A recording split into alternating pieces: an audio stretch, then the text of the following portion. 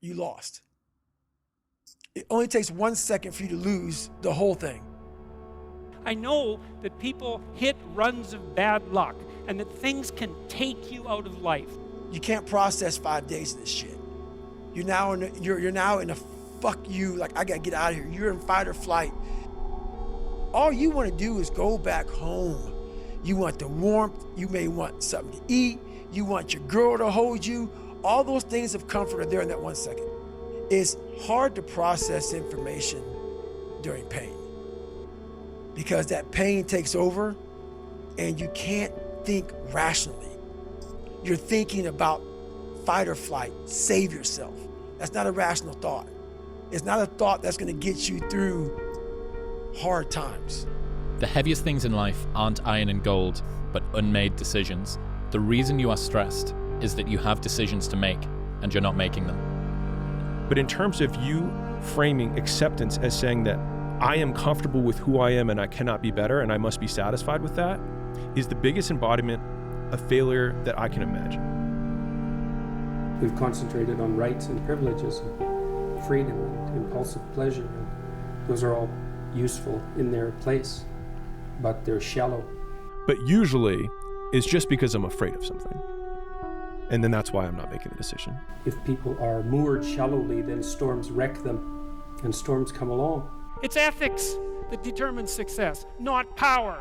A lot of people make decisions to end relationships, to quit their job, to start the new thing, but they don't become committed to the decision until they remove the other options. And then you're forced to take action on it. And your mind takes control of you. You have to say, fuck you, I run this motherfucker. I start thinking logically.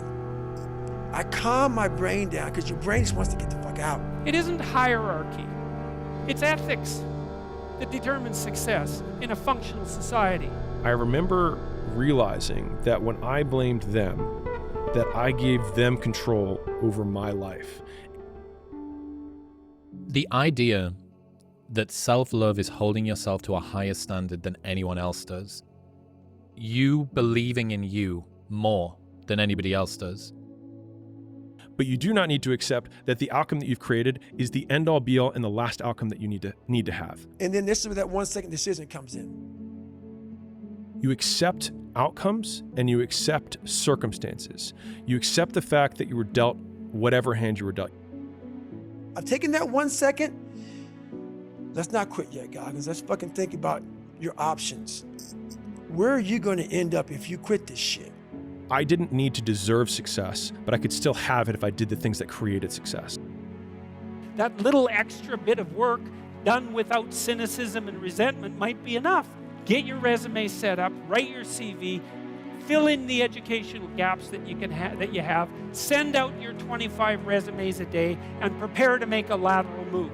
There's a difference between saying I am good enough and I am good. You can define commitment by eliminating alternatives. So if you're committed, you've eliminated alternative actions.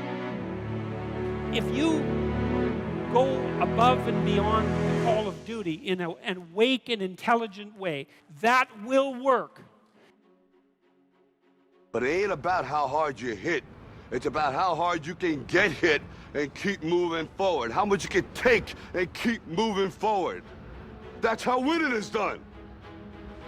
Now, if you know what you're worth, now go out and get what you're worth. But you gotta be willing to take the hits and not pointing fingers saying you ain't where you wanna be because of him or her or anybody.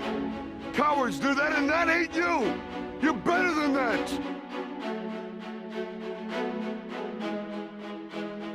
So you could say, I am good enough for my current state based on the work that I've put into it, but I could be better. And so you can accept that the work that you have done has created the outcome that you've created. I have to learn to control these, because if I fail one of these 1 seconds, I will not be a SEAL. I will not be a doctor. I will not be a lawyer. I will not be whatever the fuck it is.